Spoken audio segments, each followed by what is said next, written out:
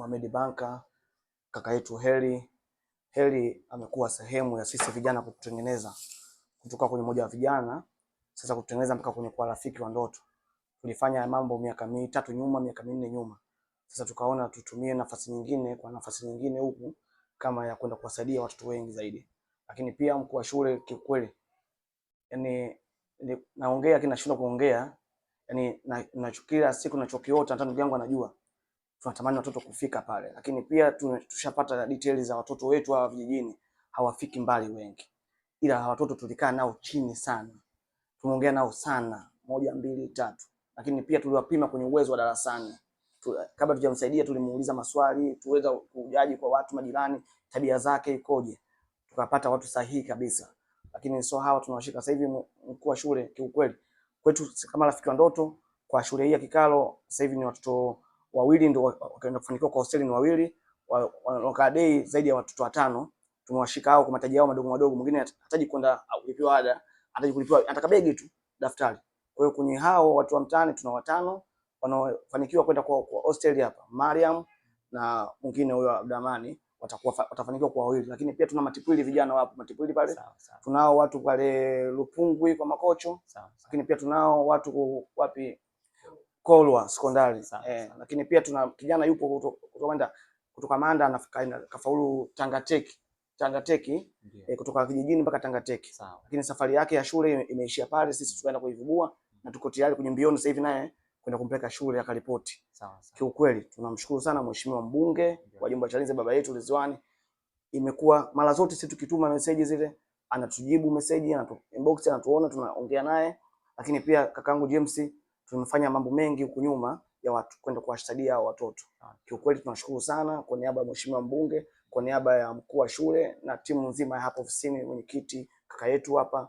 Kiukweli sisi kama vijana tumefarijika sana kuona nyuma yetu watoto wetu tunawapambania hapa waenda kufanikiwa kwenye zile ndoto. Tulisema hii kwa haiwezekani kama Mariam.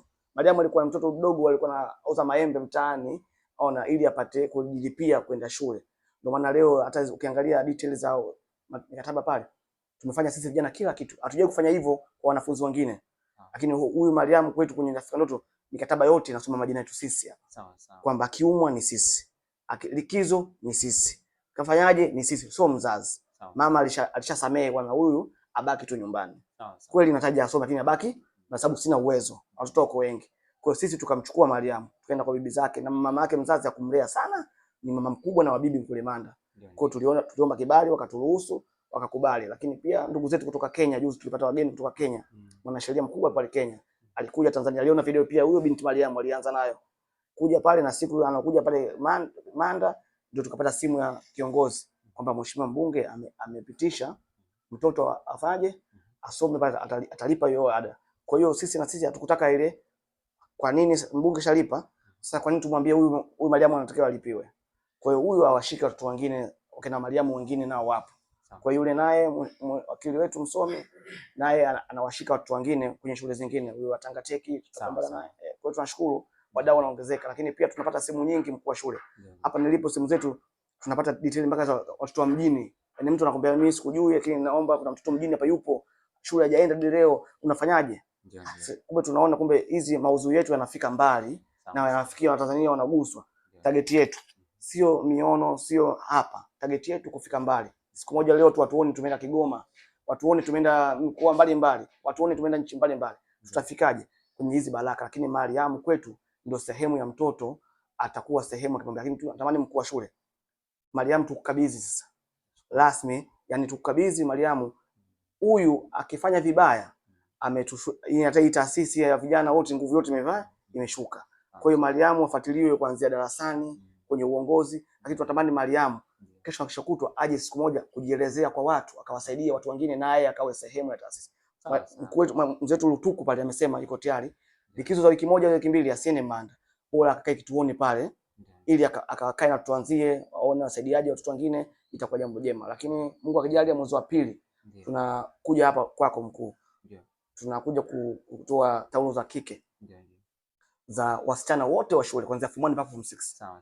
Sisi hatuna uwezo, lakini tuna watu watatu wakisema wewe unachangia lengo iwe sehemu, lakini pia Mariam awe sehemu ya Mariam na watoto wenzetu wale wa form 4 wengine wawe sehemu ya kuonesha kwamba nyuma yetu kuna watu na wao kuwa mabalozi wazuri kwa watoto wenzao hapa shuleni. Kwa hiyo Mariamu afundishwe darasani, afundishwe uongozi namna gani, hivi utu, tunatamani afike mbali. Kwa niaba ya vijana wote wa jumuiya na taasisi ya Rafiki wa Ndoto, tunashukuru sana kwa hivi kikubwa kilichotokea hapa kwetu. Kwetu ni kikubwa sana hiki kiukweli. Ukiangalia si maisha yetu sisi sio hatuna kitu, hatuna uwezo, lakini watu wanatushika mkono. Mheshimiwa Mbunge sio mara kwanza, Mheshimiwa Mbunge hata watu wengine wa nyuma watu waleta mpaka fofo amekuwa na mkono wake mkubwa sana. Lakini tunashukuru wadau mbalimbali, viongozi mbalimbali, madiwani wetu, wabunge wetu, wafiti maalum wote wametushika mkono. Kwa hiyo tunaomba kushukuru kwenye hilo. Kwa hiyo James kaka, tunashukuru sana, mfikishie salamu Mheshimiwa Mbunge. Vijana wamepokea, lakini asichoke kutusaidia. Tuna zaidi ya watoto wa Mariamu, ili alofanya Mariamu ni kubwa sana kwetu. Ona wengine hao tukileta asituchoke, mkuu ndio tumemletea mtu mwingine asituchoke. Lengo hao ni kwenda kuwasaidia kwenda kufika ndoto zao. Sisi tuangalie miono, tunaangalia Mkange, Manda, Gongo, hao ndio kwa elia hii tumeanza nao ili kwa support. Lakini pia sio lengo tu tusema mwezi wa pili tunakata. Shule tayari mwezi wa pili tunakata, tunafanya majambo mengine. Mkuu wa shule sisi tunaenda kufanya madarasa ya meetings za wanafunzi. Tutakuja hapa kwenye meetings za wanafunzi. Sisi vijana tuoneshe uwezo wetu, upeo wetu, tuna nini, tunawafundisha wao maisha ya mtaani yakoje. Turuhusu muda wote tukiingia hapa uje. Lakini pia lengo tunaenda kwa push vijijini. Kuna watu kuna mama watoto wanasoma hapa, mama zao wanauza ntilie. Mama ntilie hadi leo mpaka form 6 anafika. Lakini mzazi leo tukatambua thamani yake. Kuna zile zawadi za moja kwa mbili kwa push mitaji. Bwana mama 20 hii 20 hebu sogeza hii, si ndio? Ikusogeza hii mtoto aweze kwenda shule. Kwa hiyo tutapush wafanya biashara wadogo bado tunaendelea na hizo mpaka kufika mwisho. Rafiki wa Ndoto. Kwa na muda wote saa wote tutumie. Jambo lolote tutumie hapa kupitia mwenyekiti wetu Heri Malilo Katili. Asante sana mkuu. Mimi labda nimalizie kwa hili. Si kwamba nyinyi mnafanya kazi tu ya kuwa sponsor watoto, lakini pia hata kuwahimiza kuwahi shuleni. Mpaka sasa nadhani form 1 waliobaki kuripoti sio zaidi ya 15. Wengi wameshafanyaje? Washaripoti. Kwa sababu kuna baadhi ambao walikuwa na hawana madaftari nimewasaidia, sasa hivi wapo shule. Kwa jambo la kumshukuru kwa sababu hii kazi mnayoifanya sio ndogo. Mungu anaiona na jamii inaiona. Amen. Manake ni kwamba kweli vijana wameona mmejipanga vema. Niombe kwa heri kwa Mwenyezi Mungu awape afya njema, bila kumsahau mbunge wetu wa jimbo la Chalinze. Kweli kazi anaifanya njema kabisa. Natamani kuona Chalinze ijayo ni Chalinze yenye mafanikio. Karibuni sana kwa mara nyingine. Asante sana. Asante sana. Nikushukuru mwalimu kwa kutupokea kwa ujumla wetu, japo tumekuja kwa namna tofauti. Rafiki wa Ndoto tumewakuta humu ndani, lakini tulikuwa hapa pia awali.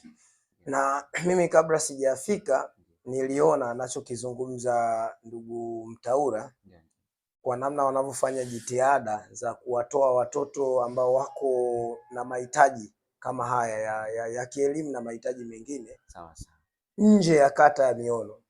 Nadhani huo ndo uhalisia wa kuishi falsafa ya kazi na utu, ndo uhalisia.